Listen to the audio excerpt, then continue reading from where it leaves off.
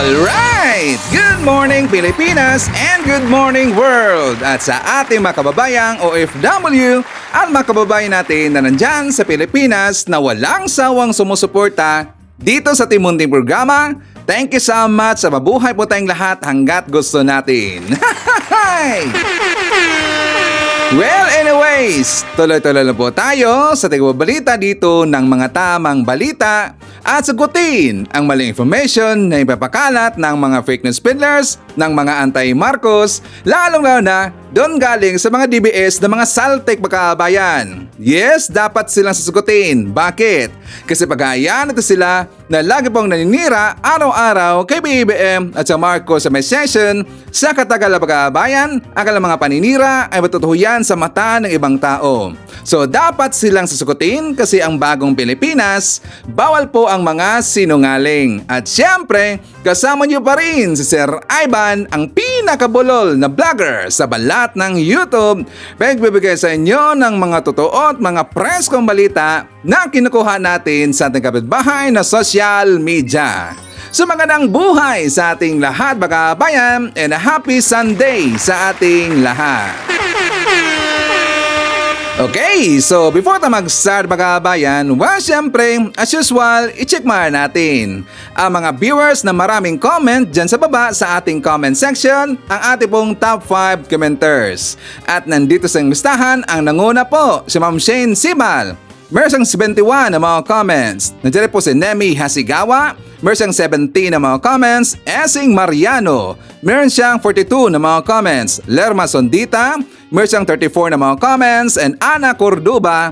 Meron siyang 28 lahat ng mga comments. Again, thank you so much po sa ating top 5 commenters. At syempre, pasalamatan rin po natin ang ating po mga silent viewer dito sa ating channel. Thank you so much. At syempre, pasalamatan rin po natin ang lahat ng mga viewers na lagi pong nag-like, lagi rin pong nagsishares ng ating mga videos. Thank you so much. And also mga kababayan ko, i-acknowledge po natin ang ating pong mga channel members. Nandyan si Cosmo Defender, Pusong Inami, Maria Los Lagunsad, Barbara Butler, Katita Darl, Susan Torres, Edmond Casellejo, Samuel Membrado, and Via Vivar. I-greet natin ang happy birthday si Noemi Detesio of Zombic Zambales. Greetings from Bobot, Ibiza. Happy birthday! And also happy birthday kay George Atienza Jr. na nandyan po sa Caloocan. Greetings from Evangeline Atienza. Happy birthday! At syempre, i-greet natin ang ating pong mga suki, mga early birds, yung nanguna po sa pag-comment dyan sa baba sa ating comment section. Nandyan si Lynn Gonzalez, Catherine Lucido, Masking Digma, Ruben Gorospe, nandyan rin po si Esing Mariano, Maria Cristina Manimbao, Emmy Mapalad, Noel Narcida, Leonardo Esteliero, nandyan rin po si Banes Milagros, Virgilio La Chica, nandyan rin po si Flaviana Avila, Salvacion de la Cruz, Jenny Howard, and hi to Felipa Agbalyo. Okay, so kumusta ang lahat mga kabayan? How are you today?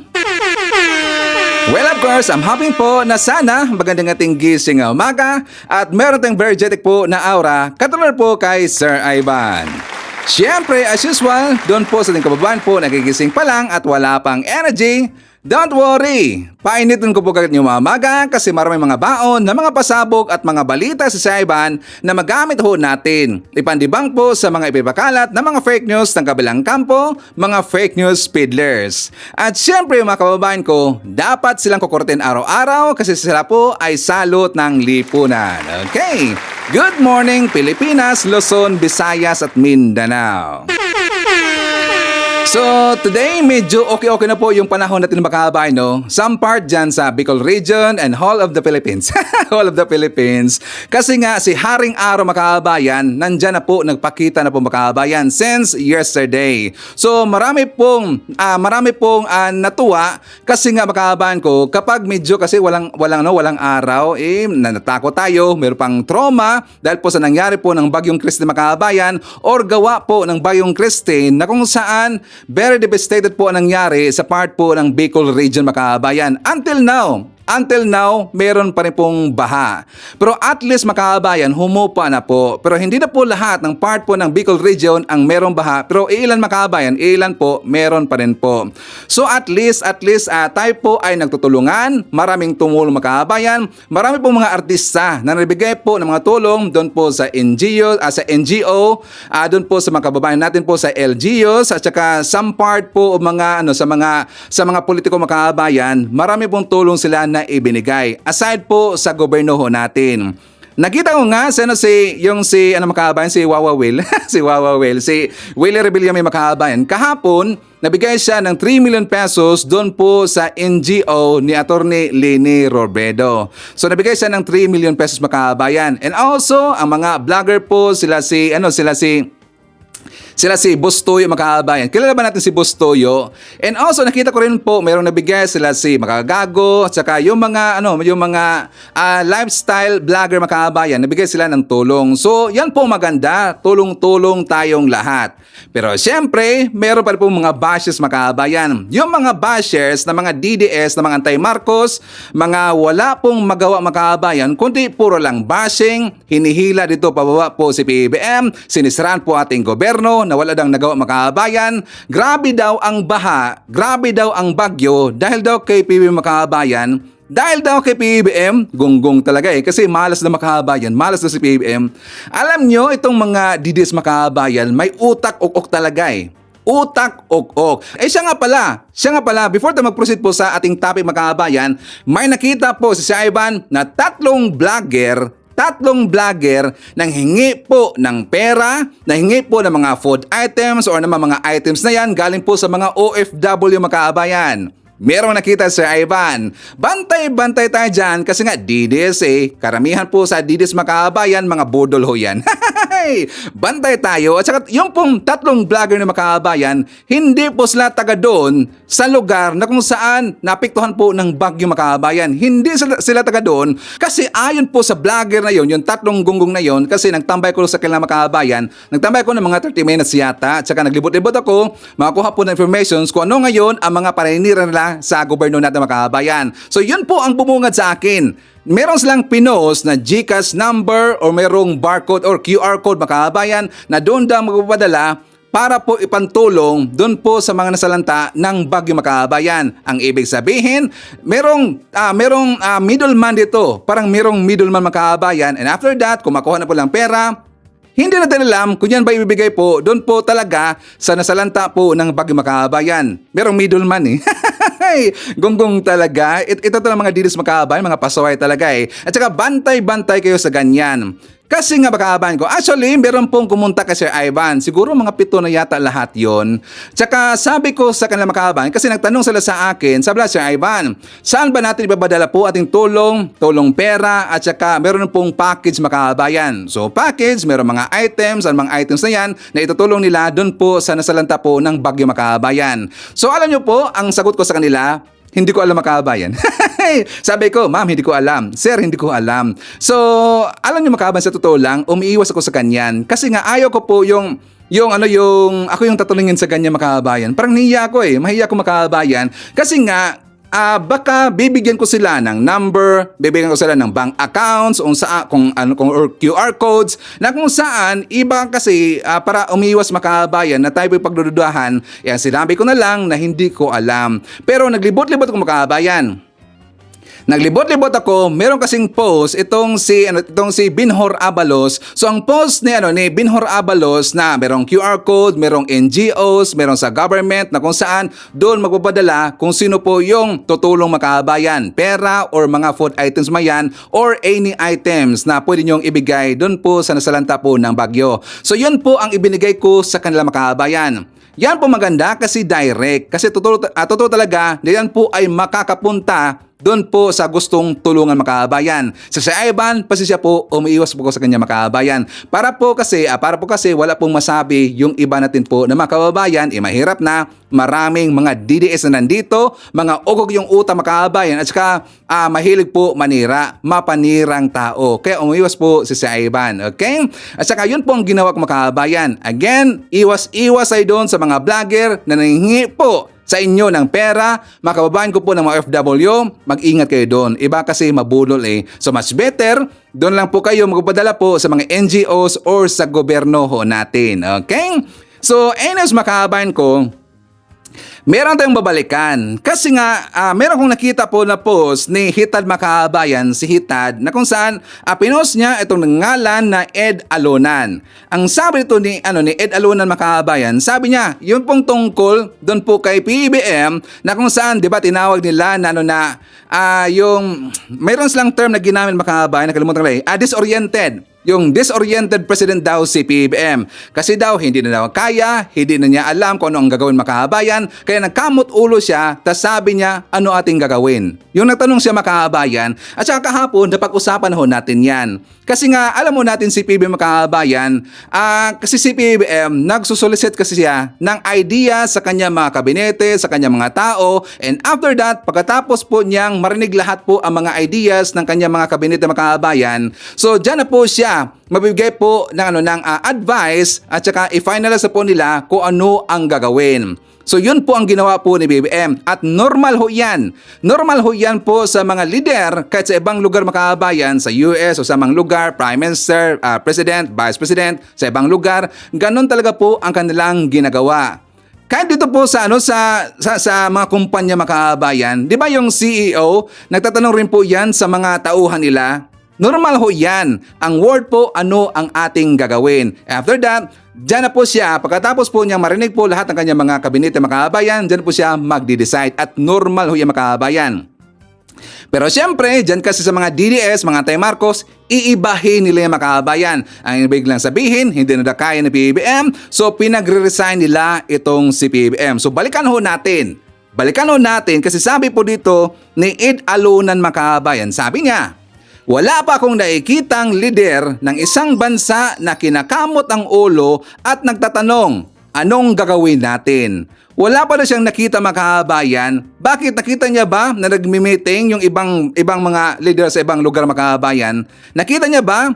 Paano siya nakaka-sure na hindi siya nakita na isang leader hindi pa nagtatanong makahabayan kung ano ang gagawin? Diba? Gunggong talaga eh. So ngayon, babalikan na natin makahabayan. Kasi nga tinawag na si PBBM na disoriented daw na president. Disoriented ba na president si PBBM? Ang galing nga ni PBBM eh. Bakit? Kasi nga isang sabi niya lang po makahabayan, di ba sinabi niya na dapat kailangan na po magpalabas po ng necessary funds yung DBM, yung DSWD. Within that moment, after po sa kailangang situation briefing makahabayan, naglabas kaagad po ng budget ang DBM. Ganon kabilis ang gobyerno ni PBBM makahabayan. Unlike doon sa panahon ni Digong. Ipapakita ko sa inyo makahabayan na itong si Digong, di ba yung bagyong Ulysses? Sa bagyong Ulysses makahabayan, hindi kagad po nakapagpalabas ng budget or calamity fund itong si Digong or ang gobyerno ni Digong. Anong nangyari si Ivan? So para po magpalusot, itong si Digong makahabayan, humingi siya ng sorry, tas sinisisi niya ang mga LGUs makahabayan. Kasi nga, itong si Digong ay syempre incompetent yung gunggong na yan at saka parang nag-aastang lider-lidera makahabayan, nag-aasta siya dito na magaling lahat, ayaw na pong makinig po sa kanyang mga kabinete, sa kanyang mga tauhan, ayaw niyang makinig kasi ng mga advices. Kasi feeling po ni Digong makahabayan, siya lang po ang magaling dito at walang iba. So ano ang nangyari? Yun na nga, hindi po nakapaglabas ng budget ni Digong ng Calamity Fund makahabayan. For more details, let's watch this. Nagsorry si Pangulong Rodrigo Duterte sa mabagal na pagtugon ng gobyerno sa mga lugar na sinalanta ng bagyong Odette. Sa kanyang pagbisita sa Puerto Princesa, Palawan, sinabi ng Pangulo na marami at magkakalayo raw kasi ang mga lugar na sinalanta ng bagyo. Kaya hirap silang tugunan ang pangangailangan ng bawat lalawigan. Pero sa isang punto, isinisi ng Pangulo sa mga mayor ang mabagal na aksyon. Kinakailangan daw kasi munang magsumite ng damage report sa national government bago makapaglabas ng calamity fund. Nauna nang nangako si Pangulong Duterte na lilikom ng 10 bilyong piso para tugunan ang disaster relief and recovery ng mga binagyo. Hanggang Pasko magtatrabaho ako. Hindi ako mag-New Year. Talagang lalabas ako. Pero ito, hintayin na lang ninyo. 1 or 2 days, sabi ko sana na kung umabot lang man ng Pasko. Ewan ko, downloadan yung pera ngayon. O yan ang problema kasi ni Digong Makabayan. Ayaw niyang tumanggap po ng pagkakamali. Inisisisi niya kaagad doon po sa mga LGUs dahil po sa LGUs Makabayan hindi po nabigyan po ng kaagarang tulong yung mga nasalanta po ng bagyong Odette. Hindi pala Ulysses Makabayan, bagyong Odette pala yun. So ngayon, and also mga DDS, ayaw nila sa klase po na pag situation briefing ni PBM, ayaw niya po yung style po katulad po kay PBM. Kasi ang gusto po ng mga DDS Makabayan, yung katulad po kay Digong. Ano Sir Ivan? Yung katulad po kay Digong na kahit na po devastated na po yung bagyo, marami nang nasalanta, marami nang nangailangan po ng tulong Makabayan, nakuha pa nag-joke ng 6 jokes Makabayan. Yung situation briefing, napaka-seryoso ho yan na meeting Makabayan. Pero nilagyan niya ng 6 jokes Makabayan. For more details, let's watch this. As parts of Luzon reel from the effects of Typhoon Ulysses, the president and other officials still managed to crack sex jokes, angering Filipinos online. In a situation briefing Sunday, November 15 on Typhoon Ulysses, international name VAMCO, President Rodrigo Duterte jokes about a local official in Camarines Sur who was his classmate in law school. Naubos ang panahon niya sa medyo tumanda na. Nakakatanda talaga yan. Sobrang babae sa kakatanda yan. Sabi nga po ni Kong Elre, undersex daw po ako. Undersex. Kaya kung pwede po, gawin mo na akong secretary para hindi na undersex. But presidential spokesperson Harry Roque defends Duterte Monday, November 16, saying Filipinos accept his sexist jokes because it's his way of coping with adversity.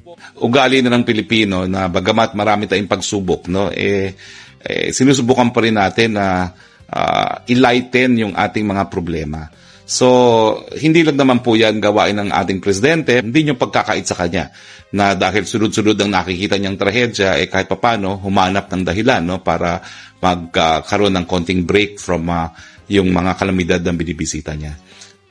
Roque is also criticized after his video singing in a restaurant in Baguio City on Friday, November 13, goes viral online.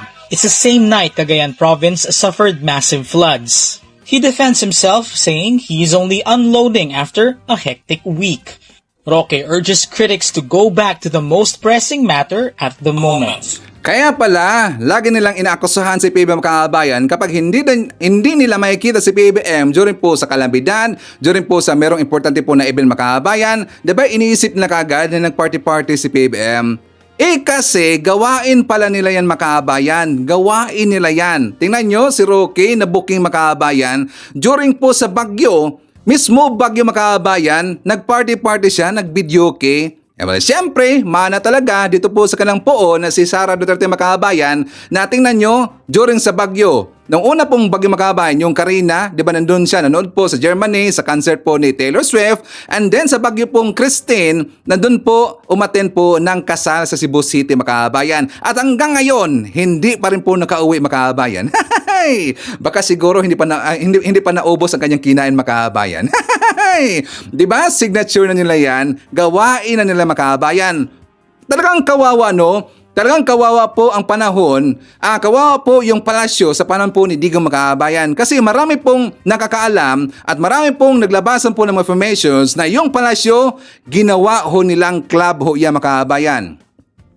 Ginawang club nila yan. Lagi po silang nagpa-party. Meron pa ngang video, di ba? Merong video Makabayan sa loob mismo po ng Malacanang at saka siyempre tungkol rin po doon sa sinabi po ni Cap Nino Barsaga na nagpapapasok ko sila ng mga ganun po na mga chikabids Makabayan, di ba? Mga POK 2 times. At meron pong vlogger, hawak niya mga POK 2 times Makabayan. At sino nagbulgar yan? Ito pong si Cap Nino Barsaga. Palagi pong nagpaparty sa loob po ng Palasyo Makabayan. Kaya ayaw ho ng mga DDS. Ayaw po ng mga anti-Marcos, mga DDS na mga Self-proclaimed opposition daw sila ngayon makaabayan, ayaw nila yung style ni PBBM kasi si PBBM sobrang lang pong seryoso makaabayan. Sobrang seryoso, napakabait, mabuting tao, mabuting leader kasi ang gusto nila na leader makaabayan yung bastusin. Diba? Sakto ba? Bastusin makaabayan. Tingnan nyo, situation briefing, gumawa pa dito ng kabastusan makaabayan, gunggong talaga eh. So ano na mga DDS, paano yan madibang? Sige nga, idibang yung Sir Ivan. And also, meron na pong kumalat na balita makabayan. Ano yan, Sir Ivan? Kasi nga, di ba, naalala ho natin na ito pong si Sara Duterte, una hinamon niya yung mga kongresista, yung mga candidates, congressional candidates, at saka yung mga politiko makabayan na dapat daw mag-undergo ng hair follicle drug test before tatakbo po makabayan. So ngayon, pinaringgan rin po niya yung young guns and also yung mga congressional candidates makabayan, di ba? Naparinig-parinigan siya. So, kinaumagahan, nakita ho natin, ito pong si Pulong, di ba, meron siyang challenge dito kay Atty. Meg Sugrales na sila daw ay magpapadrug test makabayan. So, talagang kinasahan siya ni Meg Sugrales makabayan, di ba? Hindi po nagdadalawang isip si Meg Sugrales na ashan ang challenge po ni Pulong Duterte. Pero ang gusto po ni Meg Sugrales, sabay silang dalawang makabayan na magpa-drug test sa isa lang pong laboratory. Pero ano nangyari? Doon po tumakbo itong si Pulong Duterte sa Mandaluyong makabayan. Bakit kaya si Ivan? So ngayon, meron pong kumalat na balita makabayan, merong kumalat na balita. Pero hindi ko sinasabi ito ay totoo makabayan at verified. Sabi dito po sa post, Paulo Duterte naghamon kay Atty. Meg Sugrales ng hair follicle test. Kumasa si Atty. Meg Sugrales ng set ng oras at saka yung petsa laboratory sa Bahada, Davao City, Makabayan, which is supposed to be, ang gusto po ni Meg Sugrales doon lang po sa Davao City, Makabayan, sa Bahada, sa laboratory doon. Pero si Paulo Duterte tumakbo, nakaihi pa, kumaripas palayo hanggang nakarating sa Mandaluyong Metro Manila. Hamon pa more. Hanggang meron pong lumabas na balita makabayan daw, itong si Pulong Duterte, binigyan niya or binayaran niya yung laboratory na yun ng 100,000 or 100K para lang po negative ang resultang ibibigay kay Pulong Makabayan. Paulo Duterte fined 100K for negative drug test result. 100K para sa negative result, Paulo Duterte nagbayad daw makabayan ng 100,000 sa negative result ng kanyang drug test, kaya imbes na magsabay sila kay Atty. Meg Sugrales sa iisang laboratory sa Davao City, ay sumibat si Paulo Duterte at pumunta sa kakilala niyang laboratory sa Mandaluyong. Mas okay pa sana hindi ka na lang nag-undergo, Paulo Duterte, kung questionable naman ang drug test mo. Bakit ka sumibat at hindi nakasabay kay Atty. Meg Sugrales sa iisang laboratory lang? Bakit, Paulo Duterte? Diba questionable makabayan? Siya pa dito po yung nag-challenge kay Meg Sugrales. Siya dito po nag-aya siya ni Meg Sugrales na magpa-drug test makabayan. Pero nang kumasa si Meg Sugrales na sila po ay sasabay or magsabay ng magpa-drug test makabayan, abay, umiwas si Pulong Duterte. Dumiretso kaagad doon po sa Mandaluyong makabayan kasi nga kakilala nyo doon. Ano kaya ang nangyari makabayan? Totoo kaya to? 100,000 binayaran yung laboratory makabayan para lang po negative ang result dito kay Pulong Duterte. That is unfair. Very unfair ho yan kung sakaling yan po ay totoo makabayan. Diba? So sa mga taga Davao, makababayan ko mga taga Davao, mga viewers natin dito na mga taga Davao, dapat ang iboto ho natin ang mga Nograles para maiba na naman po ang lider nyo dyan sa Davao City kasi nga 3 dekada na po, almost 4 decades nang namuno ang mga Duterte dyan sa inyo sa Davao City, hindi pa rin po natugunan ang baha ninyo dyan.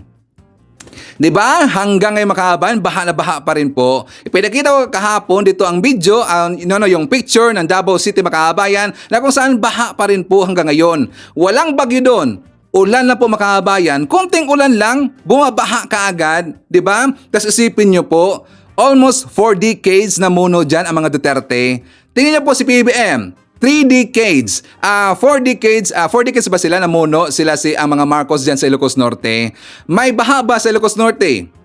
'Di ba? Maganda po pagdadala ng mga Marcos ang Ilocos Norte, makabayan, ang Ilocos. Unlike doon sa Davao City, almost 4 decades namuno ang mga Duterte, hindi pa rin po naresolba ang baha, makabayan. Bakit kaya, Sir Ivan? Kasi siyempre ang budget dyan baka napunta doon sa magaling po na bulsa, makabayan. Nasaan kaya ang 51 billion pesos, Pulong?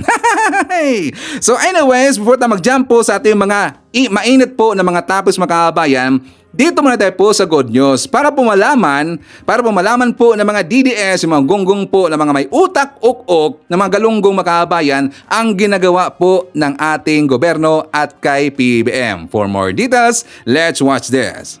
Personal na nagtungo si Pangulong Ferdinand R. Marcos Jr. sa lalawigan ng Camarines Sur at nabahagi ng tulong doon. Kinumusta rin ang Pangulo ang kalagayan ng mga residenteng apektado ng bagyo. Narito po ang ulat. Personal na binisita ni Pangulong Ferdinand R. Marcos Jr. ang lalawigan ng Camarines Sur na isa sa naapektuhan ng severe tropical storm Christine. Sa kausip Bula, Camarines Sur, dangdaang family food packs mula sa Department of Social Welfare and Development o DSWD ang ipinahanda ni Pangulong Marcos Jr. Isinakay ang family food pack sa mga rubber boat at bangka. Dadalhin ito sa mga lugar na hirap pa rin mahatiran ng tulong dahil lubog sa baha ang kausip staging area. Malaking bahagi rin ng palayan sa lugar ang nalubog sa baha. Nagkaroon naman ng situation briefing si Camarines Sur Governor Luigi Villafuerte kay Pangulong Marcos Jr. Dito iniulat niya na ang pinakakailangan nila ngayon ay ang malinis na inuming tubig, mga gamot tulad ng doxycycline at sapat na supply ng langis. Dumalo rin sa briefing ang ilang miyembro ng gabinete at ilang opisyal ng Camarines Sur. Kinumusta rin ni Pangulong Marcos Jr. ang sitwasyon ng ilang residente na pansamantalang sumisilong sa City Hall ng Naga. Tiniyak niya ang pag-agapay ng pamahalaan sa mga kababayan natin na apektado ng kalamidad. Meron naman tayong sistema para tulungan lahat yung mga naging biktima. And all of that is in place. Yung mga food packs natin, yung mga hygiene kit, na in place lahat yan. Sapat naman yung ating supplies so far. Nais ding buhayin ni Pangulong Marcos Jr. ang Bicol River Basin Development Program na sinimula noong 1973. Lalo't malaki ang naitulong nito sa ating komunidad. Babalikan natin pero iba na ang ating focus. Hindi lamang yung community, hindi na yung community development muna. We will focus on the flood control talaga. Inatasan na rin ni Pangulong Marcos Jr. ang Department of Public Works and Highways na tingnan ang ginagawang pag-aaral kasama ang Korean Exim Bank para sa Large Flood Control Project. Sa ulat ng Naga LGU, umakyat na sa 13 individual ang nasawi, habang 35,000 pamilya ang naapektuhan ng kalamidad. Mahigit 30% ng land area ng Naga City ang lubog pa rin sa baha. Nasa Pilipinas na ang air assets ng Singapore at Malaysia na tutulong sa mga rehiyon na apektado ng pananalasa ng Bagyong Christine. Yan ang ulat ni Gab Villegas, live. Gab.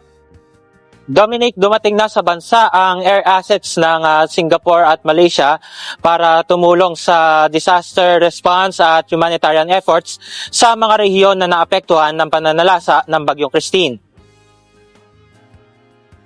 1:38 ng hapon nang lumapag sa Villamor Air Base ang C-130 aircraft ng Singaporean Armed Forces. Ang nasabing aircraft ay sinalubong ni na Defense Secretary Gilberto Teodoro Jr., Office of Civil Defense Assistant Secretary Rafi Alejandro, mga opisyal ng Philippine Air Force at ni Singaporean Ambassador to the Philippines, Constance C. Ayon kay Singapore Defense Attaché Colonel Jadin Ren Mariapan, ang pagdating ng kanilang C-130 sa Pilipinas ay dahil na rin sa hiling ng ating pamahalaan. Ayon kay Ambassador C, ang nasabing deployment ay pagpapakita lamang ng tumitibay na relasyon sa pagitan ng Pilipinas at Singapore. The Singapore Armed Forces has deployed our C-130 transport aircraft at the request of the Philippine government to support in the humanitarian aid efforts. The C-130 will be deployed in support of the Philippines government to bring airlift support to bring the humanitarian aid to the communities affected by tropical Storm Christine. Alas 2:39 naman. Alas 2:39 naman ng hapon nang dumating ang Eurocopter EC-275 military transport aircraft ng bansang Malaysia. Nandun din sa nasabing pagdating si Malaysian Ambassador to the Philippines, Abdul Malik Kelvin. Para kay Ambassador Kelvin, mahalagang bilateral partner ng Malaysia ang Pilipinas dahil sa pagiging kasapi nito ng Association of Southeast Asian Nations o ASEAN. Dagdag pa ng embahador, maaasahan rin ng Pilipinas sa panahon ng pangangailangan. Malaysia is always ready to help our partner in need. And I'm sure the Philippines also will do the same with Malaysia. Yes. It's ever in a time of a crisis. We, as partners and friends, we are stand ready to support you in any way we can, in every capacity we're able to. Ayon naman kay Defense Secretary Gilberto Teodoro Jr., ang nasabing tulong ng Singapore at Malaysia ay bunga ng kasunduan sa pagitan ng mga kasapi ng ASEAN na magtulungan sa panahon ng kalamidad at sakuna na napagtibay sa Asia-Pacific Ministerial Conference on Disaster Risk Reduction. Anya, malaking bagay ang ipinadalang tulong ng Singapore at Malaysia para sa humanitarian operations ng Pilipinas. Nagpapasalamat rin ang kalihim sa agarang pagtugon ng mga kapitbahay nating bansa sa ASEAN upang tumulong. Malaking bagay kasi biro mo isang C-130 tapos sa mga kapatid natin sa Malaysia isang heavy lift na helicopter. Malaking bagay ito. At makakatulong sila lalo-lalo na sa Bicol ngayon na kinakailangan ng helicopters. Sa pinakahuling situational report ng National Disaster Risk Reduction and Management Council, aabot na sa 81 ang napaulat na namatay, habang mayroon namang 66 na mga nasugatan at mayroong 34 na patuloy na pinaghahanap. Karamihan sa mga napaulat na namatay ay nagmula sa Calabarzon Region. Aabot naman sa halos 1 milyong pamilya o nasa 4.2 milyon na mga individual ang naapektuhan ng pananalasa ng Bagyong Christine sa 69 na lalawigan sa 16 na rehiyon sa bansa. Dominic, maliban sa Singapore at Malaysia, naunang sinabi ni OCD Administrator Undersecretary Ariel Nepomuceno sa Saturday News Forum kanina na magpapadala rin ng air assets sa mga bansang Brunei at Indonesia para tumulong din sa ating humanitarian efforts sa kabila ng pagiging sapat ng ating mga air assets. Nagpayag rin ng bansang Taiwan na magpapadala rin sila ng aircraft upang tumulong sa relief operations ng ating bansa. Sinabi rin ni Undersecretary Nepomuceno na welcome pa rin sa ating bansa ang anumang tulong na papadala ng iba pang mga bansa. Nakahanda na ang Department of Agriculture na taniman muli ang mga sakahan na nasalanta ng Bagyong Christine kapag humupa na ang pagbaha. Naka-preposition na rin ang mga buto at iba pang kinakailangang agricultural inputs ng DA. Ayon kay Agriculture Secretary Francisco Tiu Laurel Jr., hinihintay na lang nila ang aktwal na ulat ng pinsala ng bagyo sa sektor para matiyak ang hakbang na kailangan gawin para mabilis na makarecover ang mga apektado mangingisda at magsasaka. Tiniyak din ng DA na sapat ang supply ng bigas hanggang sa katapusan ng taon. Yan po ang maganda makabayan kapag magaling ka na lider, no? At talaga pong ikaw po ay trusted po na lider makabayan. Tingnan nyo, marami pong tumulong sa atin sa bansang Pilipinas. Nandun po mga kaibigan natin po ng mga lider sa ibang bansa. Sila po ay nagpadala po ng tulong makabayan. For example, yung mga airplanes, yung mga helicopters makabayan, saka yung airplane. Tingnan nyo kasi nga si PBM nag-request siya. Doon po sa ating mga kaibigan po ng mga lider sa ibang bansa makabayan for humanitarian aid para po tulungan yung mga nasalanta sa Bagyo pong Christine doon po sa Bicol Region makabayan. Tingnan nyo, nandyan kaagad request ni PBM makabayan. Tingnan nyo, dumating kagal makabayan. So ganyan po kagaling po si PBM. Pero siyempre, kabalitan ho yan sa mga inisip po ng mga DDS makabayan. Ayaw nila yung ganyan. Kasi ang gusto nila na, na magaling, gusto nila na po na magaling daw na leader, yun lang pong kabila makabayan, yung mga Duterte lang daw. Pero yun po ay mga gonggong. Yun po ay marami pong ginagawa na mga katiwalian makabayan. So ngayon nga, unti-unti na po ito pong nababalatan ang kanilang mga ginagawang kabulustagan, lalong-lalo na ito pong si Sara Duterte makabayan. So si Sara Duterte, hindi siya deserve, hindi po siya qualified na maging isang presidente makabayan. Kasi nga, malilintikan po ang bansang Pilipinas at sayang rin po ang pinaghirapan po ng ating presidenteng si PBM. Okay? So, isatamar natin. Nandyan po si Hedelisa Valian Channel. And hi to Andrea Giong, nandiyan rin po si Jovi Montero, Velia Bautista, Victorino, si Rojales, kasama rin po natin si Jen Riv, Susan Onarseng, BUT, Chet Kines, si Riquel, hi to Jevi Liover from Northern Samar, nandiyan rin po si Florida Greenfield, Rowena, Aurora David, and hi to Antonio Payos. So mga kababayan ko, siya nga pala, meron pong bad news, no? Merong bad news mga kababayan. Kasi alam mo natin, di ba si Christine, ang bagyong Christine, nakalabas na po sa Pilipinas mga kababayan. Pero meron kasing namumuo na low pressure area at saka ito po'y pinangalanan na po mga kababayan na Leon. Bagyong Leon mga kababayan. Another problem, si Bagyong Christine nakalabas na po, nandun na po malapit po sa sa area po ng Vietnam mga kababayan. Kaya lang merong tendency daw ito ay mag-U-turn mga kababayan. Mag-U-turn. Ang ibig sabihin, mag-U-turn po yung bagyo pabalik sa Pilipinas mga kababayan. Bakit kaya? Siyempre, sasalubungin niya siguro yung pong si Bagyong Leon mga kababayan. So malaking problema talaga, no? Big problem. At saka ito po talaga ay talagang malaking hamon to kay PBBM, 'di ba? Honestly makahabayan, ako po'y talagang naawa na ngayon kay PBBM. Tingnan niyo ang mukha po ni PBBM, walang tulog makahabayan. Tingnan niyo lang po ang mukha ni PBBM. Mukha talaga pong walang tulog na makahabayan. Kasi nga, siyempre, problema pa dito sa Bicol Region, sa Camsur, sa iba pang lugar makahabayan, sa Batangas, sa Leyte, and also, babalik rin po yung bagyo at meron pong papasok rin po na bagyo makahabayan. So please ipag-pray ho natin mga kababayan na sana po na malusaw itong dalawang bagyo na to. Sana makabayan. So mag-pray ho tayo na itong bagyo na to hindi na po papasok sa Pilipinas. Kasi kawawa na po ang Pilipinas mga kababayan. Hindi pa po nakarecover ang Bicol. Lubog pa nga sa baha yung ilang area mga kababayan. Tapos meron pang papasok na bago, dalawang bagyo. Talagang delikado makabayan. So anyways, makabayan ko, ipakita ko sa inyo. Ito pong programa nila ni Attorney Larry Gadon, makabayan, ni Secretary Larry Gadon, doon po sa DWIZ sa Carambola. Kasi napag-usapan nila doon, ito pong si Sara Duterte, which is dito po sa opinion ni Secretary Larry Gadon makabayan, na dapat na daw papalitan si Sara Duterte ni Senate President Chis Escudero makabayan. Kung bakit? Ito po ang ating balita. For more details, let's watch this. Ay meron kasi ako mga statements na inilabas ng media, napakarami ng naglabas. Short ano ba yung incapacitated? Kasi itong si Vice President Sara Duterte ay nagdeklara na hindi na siya kaparte ng administrasyon at siya ay wala ng planong makipagtulungan sa ating administrasyon. Kung sa ganon ay maari siyang ideklara ng Kongreso kasama na yung Senado at House of Representatives, pwede siya ideklara na incapacitated and therefore the position of the Vice President is vacated. And sang-ayon naman sa ating konstitusyon, merong succession dyan na ang unang papalit sa kanya ay yung Senate President.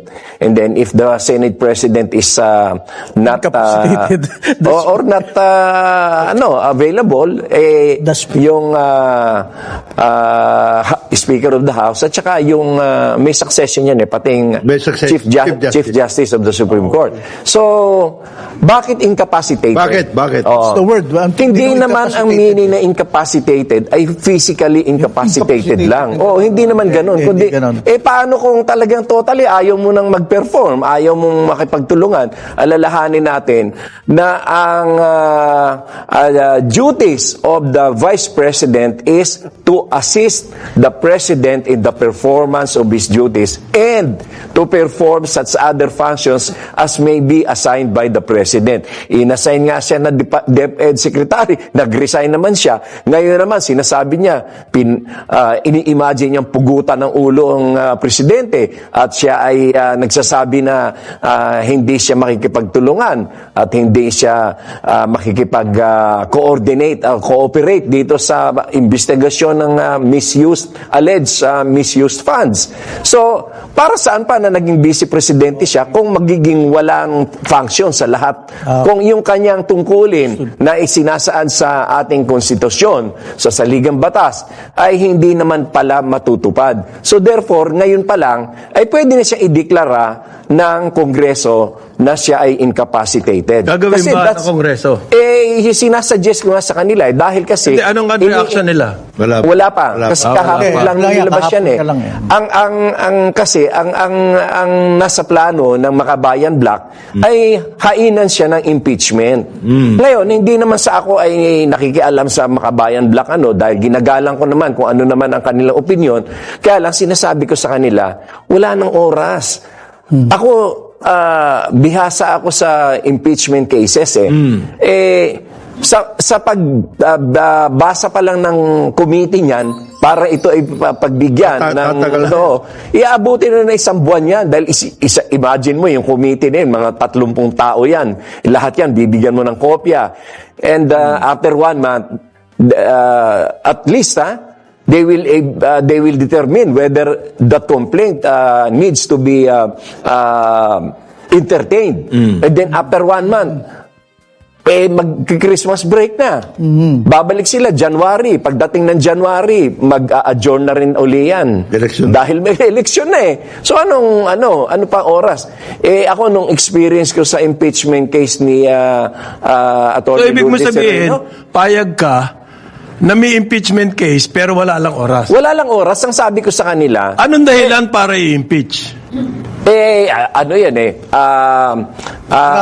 betrayal of public trust. Kasi, Yung lahat ng dahilan na yan, pwede natin i-apply sa lahat ng opisyal.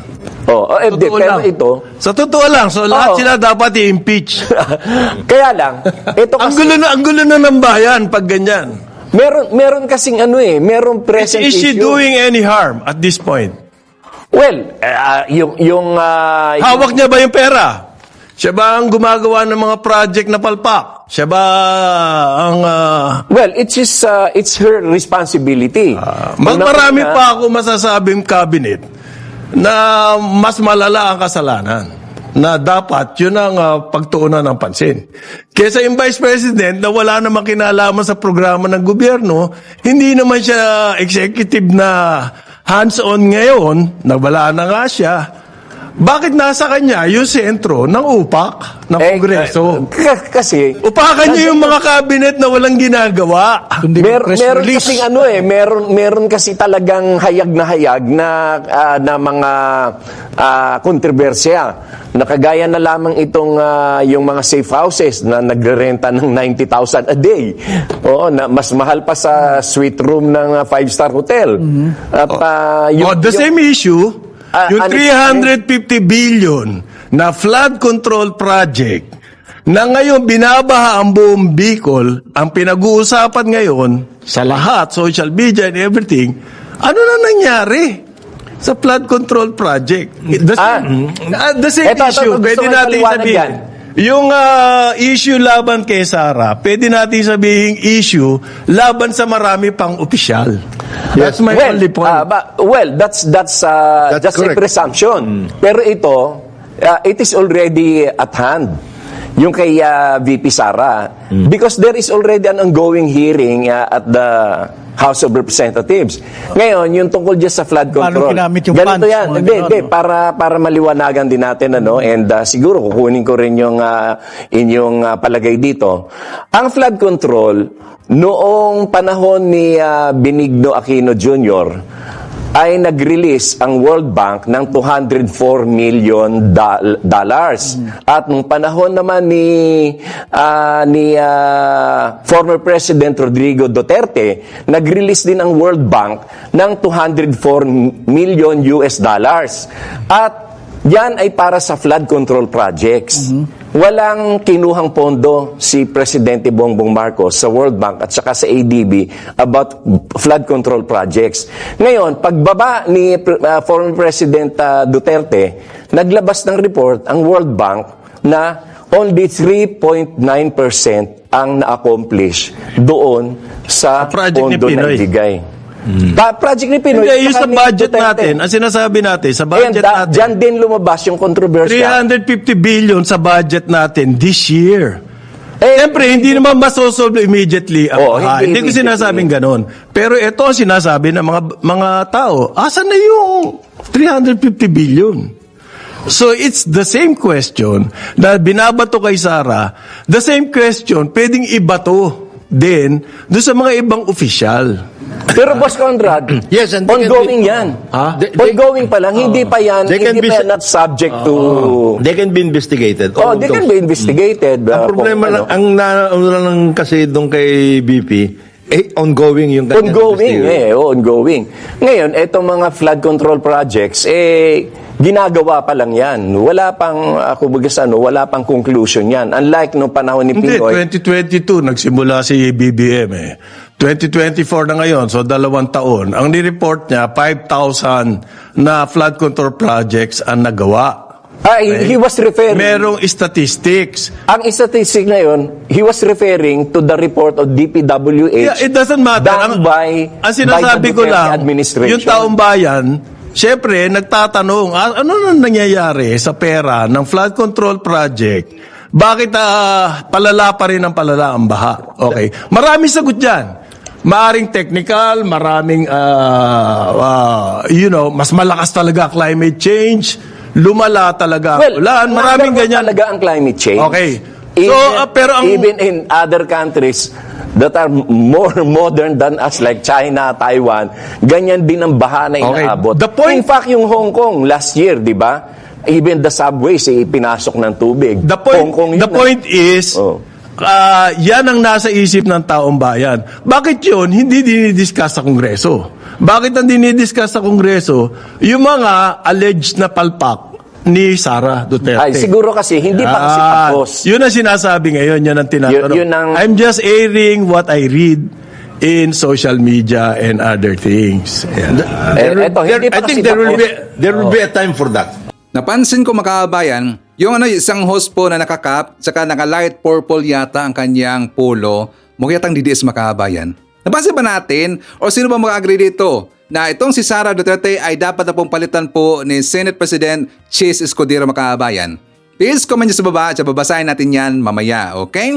Doon po sa programa po ng Karambula mga kabayan, dalawa doon ang DDS. Dalawa ang DDS doon, saka yung isa naka-red, medyo neutral lang po yung mga kabayan. Si Secretary Larga doon, siya po ay loyalista. So dalawang DDS versus isa pong loyalista mga kabayan, di ba? So, di ba, sa last po na portion, napag-usapan na doon, bakit daw hindi napag-usapan ng Kongreso ang mga kamalian ni Sara Duterte o yung mga katiwalaan na ginagawa po ni Sara Duterte. Hindi niya siguro nakita yung hearing doon sa Committee on Good Government mga kabayan.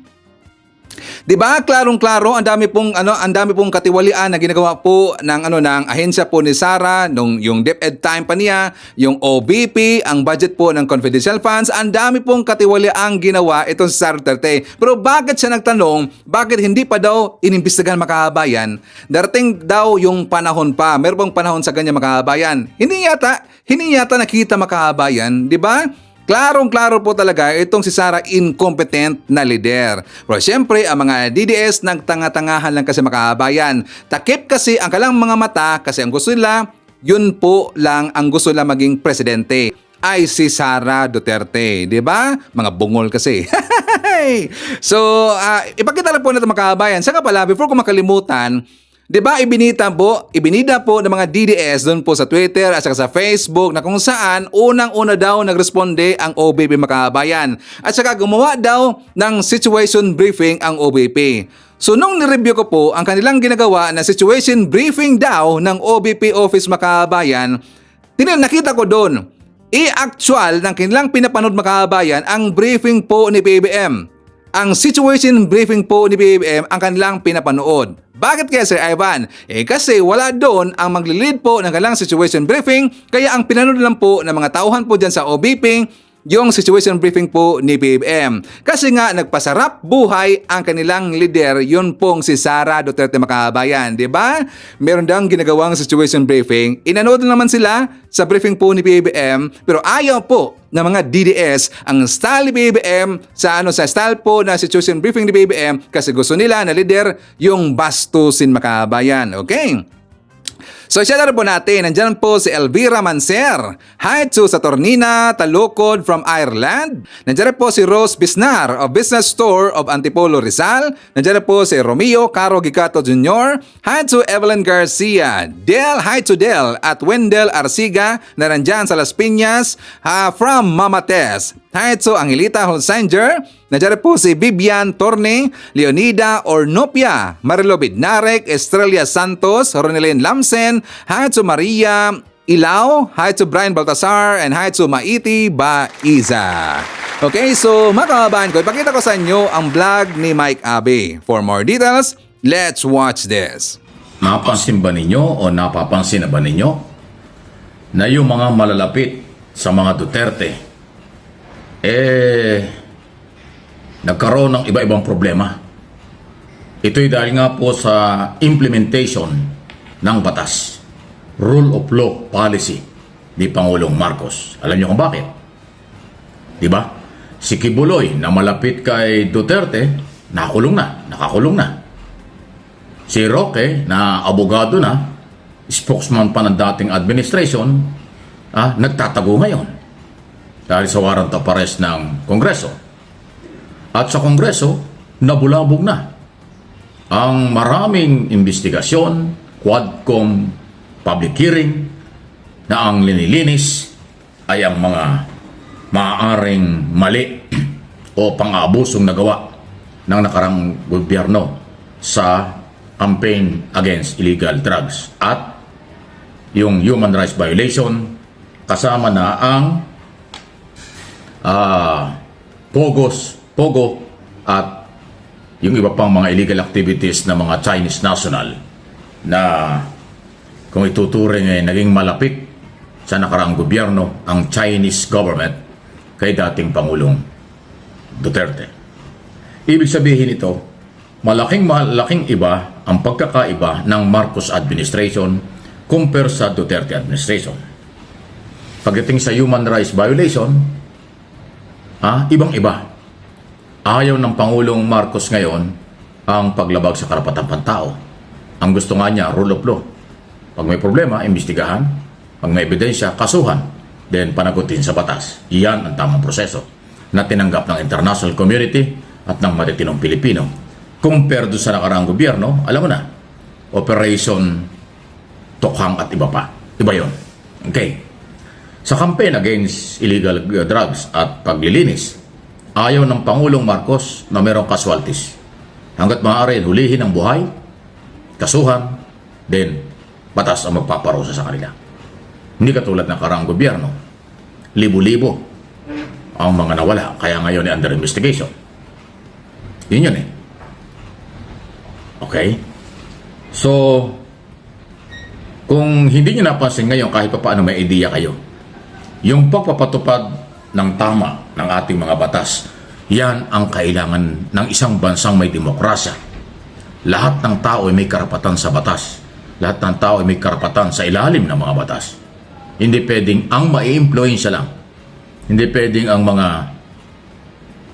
may mga pangsariling interest lang ang mangingibabaw.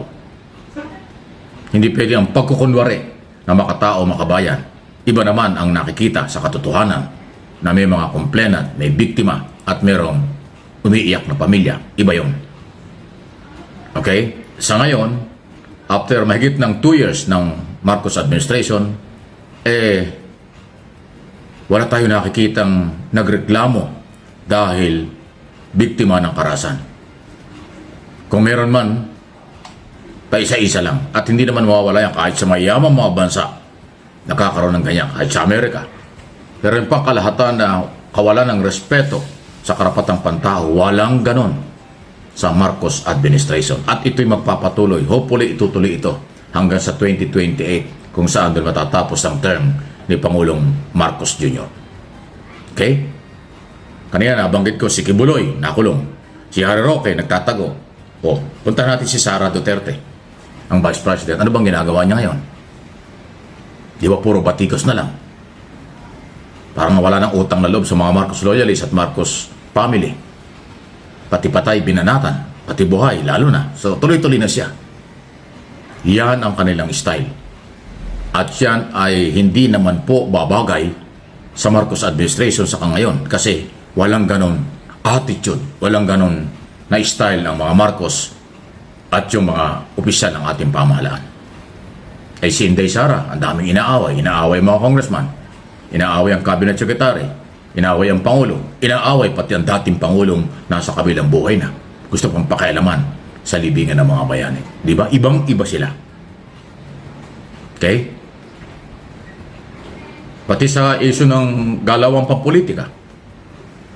Mas malakas ang kaalyado ng Marcos administration sa dami ng political party na nakipag-alyansa sa partido federal ng partido federal or yung political party ng ating administrasyon. Kahit opposition, sumasama sa kanila. Ngayon, under Duterte administration o under Duterte political party, ang PDP laban, kakaunti na sila. At ngayon, mas marami ang investigasyon na ginagawa ng Kongreso para ho sa paghahanap kung saan ginamit, nagamit ba ng tama ang pera ng bayan. Yun ay napapag-usapan. Dati nun, walang ganyan. Nakakalulang daang milyon, bilyon ng mga confidential fund. Hindi natin alam kung paano ginamit. Noon, di umano ay merong reward system. Kapalit ni buhay, mga pulis ang nakinabang at pulis ang ginamit. Ngayon, walang ganyan. Walang reward system ngayon. At patuloy na nililinis ang ating kapulisan. So, ang ganda ng mga pagbabago. Di ba? Pagdating ho sa leadership naman, abay malayo si Pangulong Marcos. Kasi hindi siya nagagalit, hindi siya nagmumura. Abay doon sa nakaraan, alam mo na. Hindi ko na sasabihin kung anong ginagawa. Yan po. Pagdating ho sa pagpapalakas sa ekonomiya, abay walang duda, mas malakas ngayon. Sabi nga ng World Bank, ang respetadong bangko sa mundo, darating ang araw magiging number 1 sa ASEAN region, ang Pilipinas, na malakas na ekonomiya. At ngayon, tinalo natin ang Malaysia, Vietnam, Indonesia, at sino ba? China. Tinalo natin ang China. Noong nakaraang administration ba, tinalo ng Pilipinas ang mga bansang ito like China? Hindi. Pero ngayon, tinalo na natin. Dahil, ang ibig sabihin niyan, yung independent foreign policy ng Pangulong Marcos, gumana na. Yung respeto ng business community, dito at sa abroad, impact na impact, antindi ng dating. Yun po yun. Policy, security, internal, external security, gusto ng mga foreign investor at ng mga malalaking mga bansa sa mundo. Ganon po ang positibo. Kaya ko binabanggit ito para at least meron po kayong idea na iba ngayon compare noon. At ngayon po ay continuous ang paghahanap pa rin ng ating Kongreso, hindi lang ng Quadcom, public hearing, pati yung Committee on Good Government and Public Accountability, hinahanap kung saan ginamit ang pera ng bayan ng mga identified na kalyado ng nakaraang gobyerno. Sabi nga nila, kaya may usok, may apoy. Kaya imbestigahan, may pagdududa. At obligasyon ng Kongreso na gawin in aid of legislation. At first time din na nagkaroon ng Quadcom public hearing, mga komiting pinagsama-sama na ang layunin panagutin, hanapin ang katotohanan. Bigyan ng hustisya ang mga naging biktima ng walang kalaban-laban. Okay, so isyata rin po natin si Ming Ongria Centino, nandiyan rin po si Anjang Aison, Alicia Lig, Victor Robin, Ruben Basinga Salindong, kasama rin po natin si Jaime Ignacio, Gorgunya Angala, Shimizu LV, nandyan po si Chesky Mosha, Elsa Sobuco Hieronimo Singgian, nandiyan rin po si Beth Canido, Boboy Elmido Costin sa Dugyo, nandiyan rin po si Emma Valdez, JRN, Emelita Sumailo Kilay, and hi to Joe Eleg. Okay, so mga kababayan ko, yan po ating manakalap na mga balita ngayong araw. Kung nakaabot ka po sa portion na to, sana nakapag-like na ho tayo. Libre po ang mag-share, libre din ang mag-subscribe. Again, maraming salamat sa mga viewers na hindi nag-skip ng ating mga commercials. Thank you so much. At before natin tatapusin ang ating programa ngayong araw, sana sabayan nyo si Sir Ivan para sa ating live messaging prayer. Panginoon, salamat po sa pagbibigay mo sa akin ng panibagong araw. Alam ko pong binabantayan mo ako buong gabi. Panginoon, ang buong buhay ko po ngayon ay puno ng pag-asa. Alam ko pong hindi mo ako iiwan at patuloy mo akong sasamahan at gagabayan. Kapag nakatagpo po ako ng problema at kapag nakakaramdam ako ng panghihina ngayon, mangyaring tulungan mo po akong malampasan ang mga hadlang. Naniniwala ako sa iyong plano. Alam ko po, Panginoon, na magiging mas mabuti ang araw na ito dahil nagbabago ang lahat kapag ikaw ay aking kasama. Salamat po, Panginoon. Ang lahat ng ito ay aming sama-samang panalangin sa ngalan ni Kristong aming Panginoon. Amen. So maraming salamat mga kababayan, and I hope to see you again on my next video. Rocking around the Christmas tree at the Christmas party hop. Mistletoe hung where you can see every couple wants to stop. Rocking around the Christmas tree, let the Christmas spirit ring. Later we'll have some pumpkin pie and do some